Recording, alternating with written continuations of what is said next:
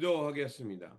좋으신 아버지 하나님, 오늘 이곳까지 우리의 삶을 인도하여 주시고 우리 마음속에 오셔서 하나님의 나라를 알게 하시고 또 그 나라를 확장시켜 가게 하시니 감사를 드립니다. 주님, 우리의 삶이 하나님 손에 붙잡히게 되었음을 알게 하여 주시고 또 우리 가운데 오신 예수 그리스도를 잘 기억하면서 한 걸음 한 걸음 하나님 나라의 선한 역사를 향해 살아가는 저희들 되게 하여 주시옵소서.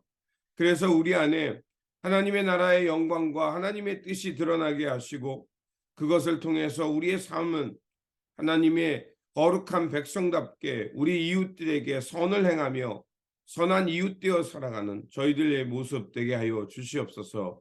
우리 구주 예수 그리스도의 이름으로 기도드립니다. 아멘. 오늘 우리에게 주신 말씀은 마태복음 26장입니다. 본문 읽기는 26장 1절에서 13절입니다.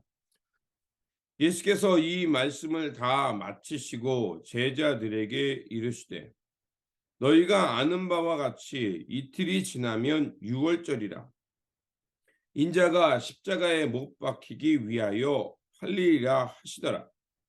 그때 대제사장들과 백성의 장로들이 가야바라 하는 대제사장의 관정에 모여 예수를 흉계로 잡아 죽이려고 의논하되 말하기를 밀란이 날까 하노니 명절에는 하지 말자 하더라.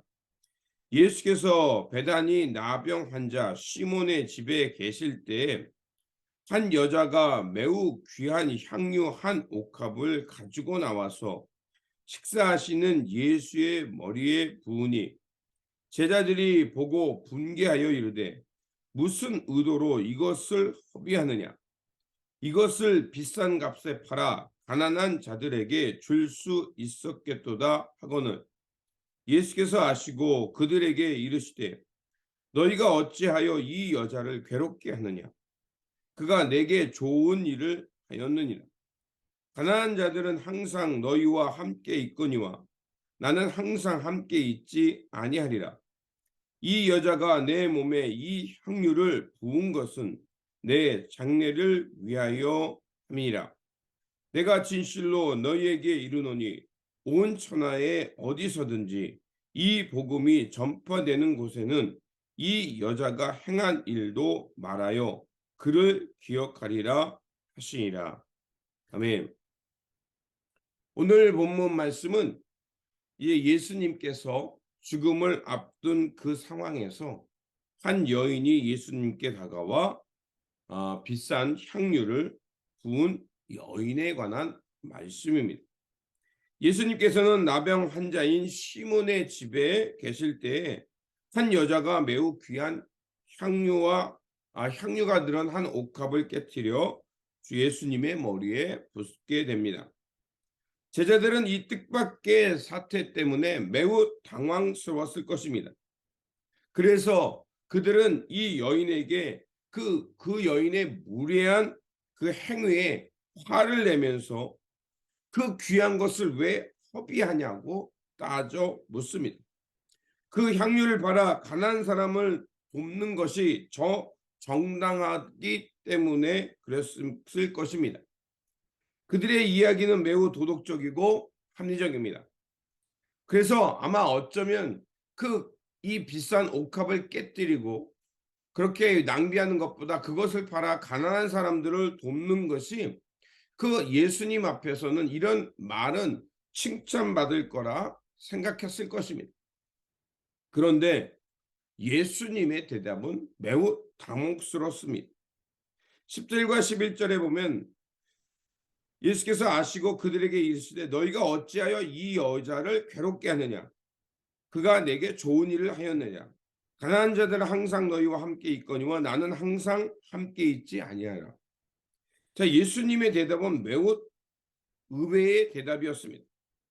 그리고 오늘 우리가 이 본문 뒤에 어떤 것이 나오는가를 알 수가 있죠.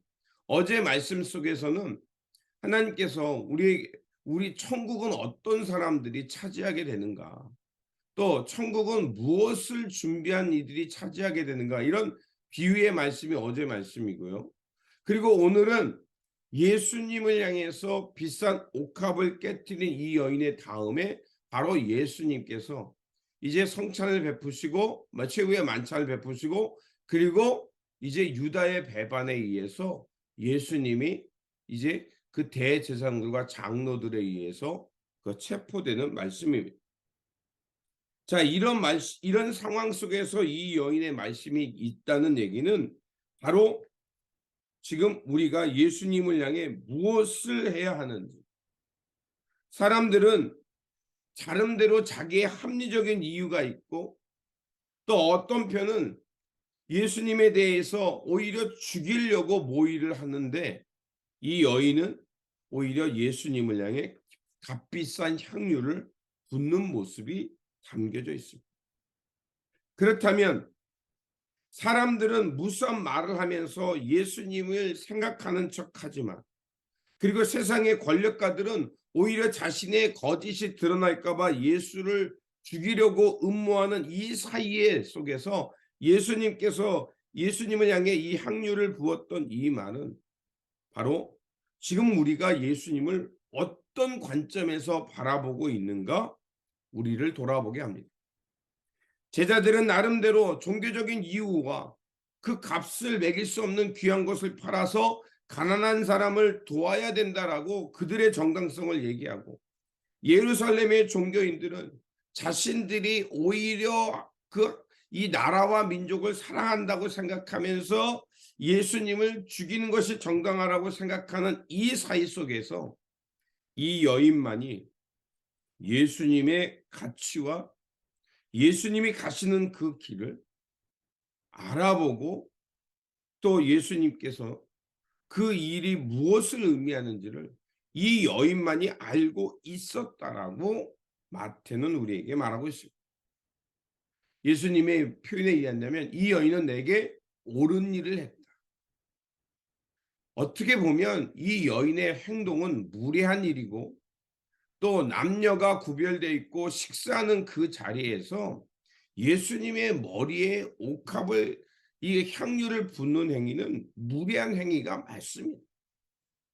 하지만 그럼에도 불구하고 예수님은 지금 함께 식사도 하고 있고 그리고 6월절이면 당신의 삶이 어떻게 될지를 알고 있는 상황에 그 예수님의 고뇌 속에서 아무도 예수님의 마음과 예수님의 뜻을 헤아린 사람이 없었음을 간접적으로 우리에게 말해주고 있는 것입니다.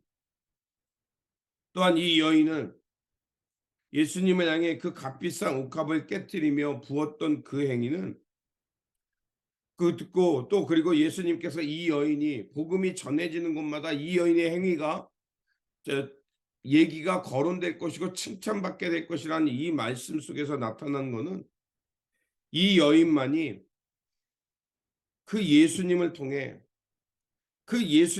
드러나는 진정한 존재적 변화와 생명의 가치, 하나님 나라의 가치, 그것을 주님은 말하고 있는 것입니다. 우리가 유추해 볼 수 있는 것은 이 여인이 예수님을 만남을 통해서 어떤 놀라운 변화를 가졌던 것입니다.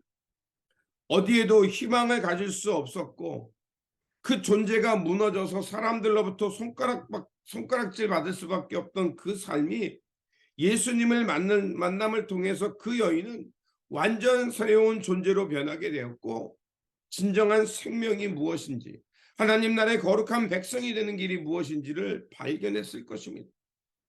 그렇게 그 예수님을 알아보고 그 예수님의 삶이 너무 감사해서 예수님과의 만남이 너무 감사해서 그녀가 할 수 있는 최고의 것을 가지고 예수님께 지금 나아가 그 예수님을 섬겼던 것입니다.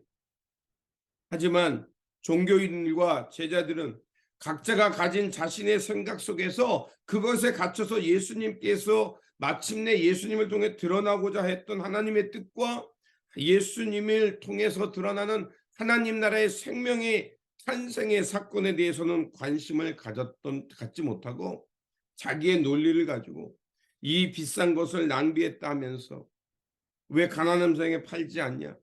그리고 대제사장들과 장로들은 자신들의 길이, 자신이 지금 지켜온 전통이 귀하기 때문에 예수님을 제거하는 것이 민족을 위하는 길이고 자신들의 이 성전 체제를 지키는 것이라고 생각하며 예수님을 해하려고 했던 것을 볼 수가 있습니다. 그러나 성서는 끊임없이 우리에게 말하는 것이 있습니다. 예수 그리스도가 누구냐는 것입니다. 그리고 주님을 통해 드러나는 하나님의 뜻이 무엇이냐는 것입니다. 바로 성서는 바로 그 점을 우리에게 말해주고 있습니다. 오직 이 여인만이 예수님을 알아보았고 예수님을 통해 드러나는 하나님의 나라의 역사가 무엇인지를 보고 바로 그 일을 행했음을 우리에게 말해주고 있습니다.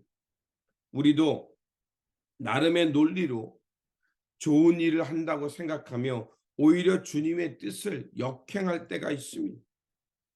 우리가 잊지 말아야 할 것은 예수 그리스도를 통해 예수 그리스도 십자가의 보혈의 공로를 통해 우리가 새 생명을 얻었음에도 불구하고 세상의 염려와 세상의 관습으로 인해서 하나님께서 주신 생명과 아름다움을 잃어버릴 때가 있습니다. 그러다 보면 우리의 눈과 귀가 어두워져서 보아할 것을 제대로 보지 못하고 바라보아할 것을 바라보지 못하고 예수 그리스도를 믿음에도 불구하고 끊임없이 먼저 세상 염려와 관습에 짓눌려 살 때가 있습니다. 그래서 주님께서 주신 평화가 깨지고 주님을 믿는다고 하면서도 그 믿음 속에 열매가 없는 길이 드러날 때가 있습니다. 그렇다면 우리가 어떻게 해야 할까요? 잊지 말아야 할 것은 얼마 전에 성탄절이 있죠. 이 성탄절을 우리가 기념하고 성탄절을 기념하면서 예수 그리스도가 우리 가운데 오셨다는 것을 고백하는 이유는 바로 우리의 몸과 마음이 바로 예수 그리스도를 바라보고 주님이 우리 가운데 오셨음을 기억해야 한다는 것을 의미하기 때문에 우리는 매해 성탄절을 기념하는 것입니다. 바로 우리 가운데 오신 예수 그리스도, 아기 예수로 오셔서 사람 눈에는 낮은 곳에 임했고 작은 아기 예수처럼 사람의 돌봄이 없이는 성장해 갈 수 없는 것처럼 보이는 그 예수지만, 그러나 그 예수께 우리의 운명을 걸 때 우리는 세상 염려와 세상 관습에서 벗어나서 하나님이 주시는 하늘의 영광을 드러내고 하나님 나라의 평화를 이루어가는 삶을 살게 할 것입니다. 그러므로 다시 한번 우리 가운데 오신 예수 그리스도, 그분을 바라보고 이 향유를 아낌없이 주님을 향해 부으며 자신의 그 삶을 변화시킨 예수님을 바라보고 고백한 것처럼 오늘도 주님의 사랑과 예수 그리스도를 통해 드러나는 그 하나님 나라를 향해서 거룩한 낭비의 삶을 사시기 바랍니다. 그래서 주님께서 우리를 어떻게 변화시켰는가, 주님의 사랑이 무엇인가를 다시 한번 깨닫고 오늘도 우리의 주어진 삶의 자리에서 이웃을 향해 예수 그리스도께서 나를 어떻게 변화시키셨는지 그 고백함으로 이웃들을 향해서 이 주님을 전하며 거룩한 낭비의 그 삶을 살아내는 그 거룩한 자리가 되시기를 주님의 이름으로 축원드립니다. 기도하겠습니다. 하늘의 생명을 내려주시는 하나님, 예수님을 통해 우리의 존재가 새로워질 수 있게 하시고 하나님의 사랑받는 자녀 되어 살게 하시니 감사를 드립니다. 주님의 조건 없는 사랑이 우리를 새롭게 하셨사오니 주님의 사랑에 깊이 감사하며 주님 나라를 위해 거룩한 낭비의 삶을 살게 하여 주옵소서. 그래서 이 땅 가운데 어둠을 뚫고 오신 예수 그리스도를 깊이 묵상하면서 주님의 사랑, 주님의 은혜를 우리 이웃들에게 전하며 살아가는 주님의 거룩한 백성들, 선한 이웃 되어 살아가는 저희 모두가 되게 하여 주시옵소서. 우리 구주 예수 그리스도 이름으로 기도드립니다. 아멘.